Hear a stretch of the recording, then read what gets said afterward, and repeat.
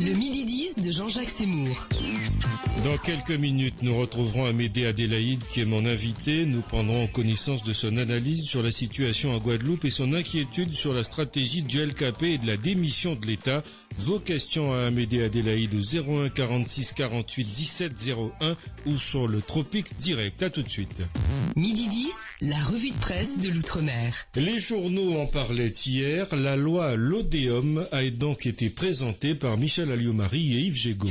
Et le journaliste François-Xavier Guillerme dans France Antilles-Guadeloupe revient sur cette loi qui remplace la loi Girardin.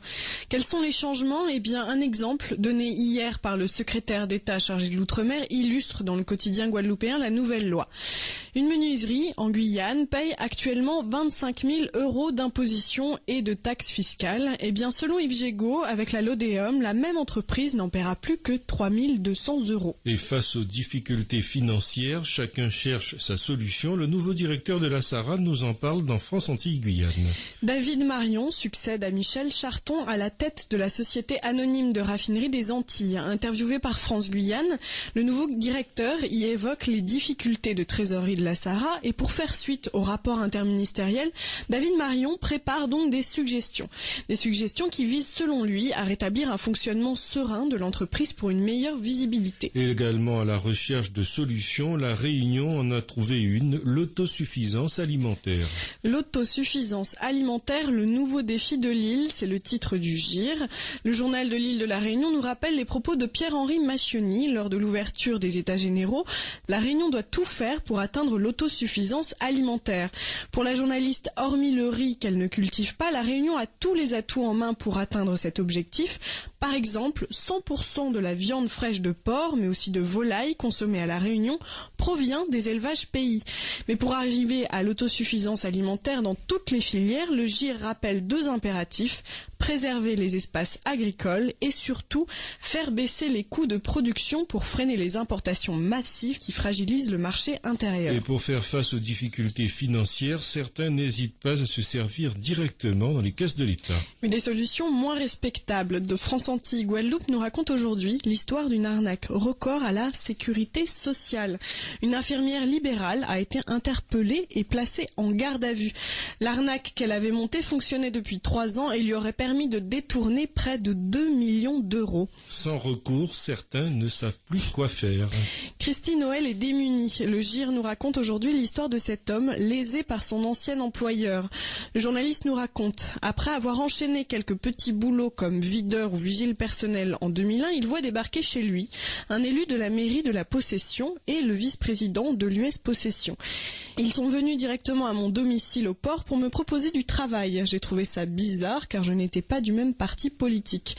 C'était en fait un emploi fictif. J'étais officiellement coursier, mais concrètement je ne faisais rien et je recevais tout près de 2000 €, raconte-t-il. À cette époque sans emploi, il accepte l'offre, signe son contrat et se retrouve coursier et homme à tout faire. Pendant 2 ans, tout se passe bien, mais en 2003, il est licencié pour raisons économiques. Licenciement abusif, considère le Conseil des prud'hommes qui condamne l'OMS en août 2005. Mais depuis, l'ancien employé attend son argent. Mais en ces temps de récession, Pancho rappelle que la crise ne touche pas tout le monde. Économie, après la grande grève, l'activité reprend de la vigueur pour certaines entreprises. Évidemment, c'est le dessin de Pancho. Pancho dessine les traits de Machiavel à un patron installé confortablement dans son bureau. Le patron en question, la mine réjouie, s'exclame: « Ah, nos petits concurrents n'ont pas tenu le choc ». Du même air satisfait, un collaborateur aux dents saillantes lui répond: « Merci le LKP ». Ses patrons n'ont jamais autant béni le LKP d'avoir balayé la concurrence. Voilà, c'est tout pour aujourd'hui.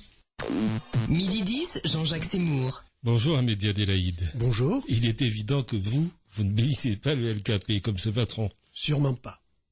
Je pense que toute cette action qui était censée partir sur de bons sentiments, avec des revendications que l'on pouvait comprendre au départ, telles que la vie chère, et telles que des actions sur le logement, sur les associations de handicapés, tout ça partait de bons sentiments, mais les méthodes utilisées et les moyens amenés ont cassé l'économie de la Guadeloupe et amener la peur chez les Guadeloupéens et vers tous ceux qui pourraient investir aujourd'hui en Guadeloupe. La Guadeloupe est en régression. Et pour vous, l'envahissement jeudi dernier, d'ailleurs, du palais du Conseil général où devait se tenir le congrès des élus par le LKP, est pour vous peut-être la goutte d'eau qui a fait déborder le vase? La goutte d'eau, je dirais plutôt que c'est l'aboutissement d'une démarche longtemps annoncée, qui consistait d'une part à déstabiliser la Guadeloupe pour prendre le pouvoir par la rue. Donc la première étape a été la période du 20 janvier jusque, nous dirons, au 4 avril et au-delà, qui a consisté à déstabiliser l'État et à mettre en cause son pouvoir de régalien sur la Guadeloupe. La deuxième étape a été de discréditer les élus locaux, et c'est ce qui s'est passé jeudi dernier. Alors, vous allez très loin puisque vous n'hésitez pas à dire « Nous sommes face à un projet précis, structuré ». Vous avez les éléments en main? Mais nous avons plus que des éléments. Chacun peut aller sur le site de l'UGTG et vérifier que d'année en année, à chaque congrès, et encore au 11e congrès qui s'est tenu en mai 2008, la méthode, l'objectif a été annoncé et la méthode a été dévoilée. Il s'agissait de regrouper l'ensemble des revendications des Guadeloupéens, que ce soit au plan familial, que ce soit au plan professionnel, que ce soit au plan social, de rassembler toutes ces revendications, de les faire porter par tous ceux qui avaient un intérêt quelconque dans l'une ou l'autre de ces revendications, que ce soit les syndicats, que ce soit les associations, et en particulier les associations culturelles, les associations de défense des handicapés, les associations de défense de locataires, de mettre tout ce monde-là à supporter ce paquet que l'on voulait défendre en tout ou rien. Et une fois cela fait, eh bien, amener le pouvoir à capituler devant l'ensemble de ces revendications. Est-ce que vous pensez qu'aujourd'hui le pouvoir a vraiment capitulé? Est-ce que la puissance publique existe en Guadeloupe? Écoutez, elle existe encore, mais elle est très amoindrie par les positions prises tant par les autorités locales représentant l'État que par les autorités ministérielles qui se sont déplacées en Guadeloupe et qui n'ont eu de cesse de conforter le LKP dans cette démarche, alors qu'au contraire, il fallait indiquer les limites à ne pas franchir. Ces limites ont été franchies il y a fort longtemps, et l'affaire de l'envahissement du Conseil général n'en est qu'un épisode, et nous craignons que les choses n'aillent plus loin encore. C'est la raison pour laquelle nous voulons alerter non seulement l'opinion guadeloupéenne, mais aussi l'opinion française, et en particulier tous les Domiens qui vivent en France hexagonale, de manière à ce que le gouvernement sente que la volonté des Guadeloupéens résidant en Guadeloupe, mais aussi dans l'espace hexagonal, n'est pas d'avoir l'indépendance, n'est pas de quitter la République française, mais au contraire de rester dans le droit commun. Ce point de vue a été encore réaffirmé par la population elle-même lors de la consultation référendaire de 2003, où 75% des Guadeloupéens ont voté contre la réforme institutionnelle. 01 46 48 17 01 si vous souhaitez poser des questions à Amédée Adélaïde ou sur le tropique de direct. Est-ce que c'est ce qui explique la naissance de l'association Cohésion sociale et liberté républicaine? Absolument. Voyez-vous, dans ce débat, je crois qu'il y avait 3 intervenants.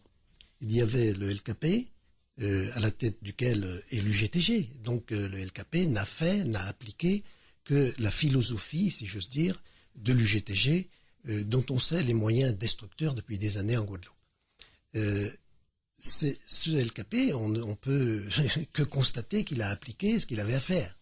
En face, il y avait le pouvoir politique, c'est-à-dire l'État et le gouvernement, qui, à mon sens, n'ont pas, comme je l'ai dit, mis les limites. Au contraire, M. Gégaud a laissé se développer en Guadeloupe une sorte de forum dans lequel le préfet était participant, mais dont il n'avait même pas la présidence. Tout ça s'est fait sous l'œil des caméras. On a négocié en mettant en cause l'État. L'État a été extrêmement bousculé. Le préfet s'est vu répondre des choses du genre taisez-vous, monsieur le préfet, je vous ai pas donné la parole, par le président de séance. Ça veut dire que le préfet n'avait même pas la présidence de séance. Monsieur Gégaud, en débarquant en Guadeloupe, a cru bon de flatter le LKP en le déclarant légitime, en reprenant à son compte le mot de profitation, en accusant les chefs d'entreprise d'être des profitationneurs. Donc, moi je crois que... Et vous dites aujourd'hui le profitationneur, c'est lui. On va y venir tout à l'heure, si vous voulez, mais je voudrais développer mon troisième point, le troisième intervenant, qui était donc l'opinion publique, et qui, elle, par les méthodes appliquées par le LKP, mais je dirais avec le laisser-faire de l'État, s'est retrouvée dans une situation de peur, d'extrême terreur, je dirais.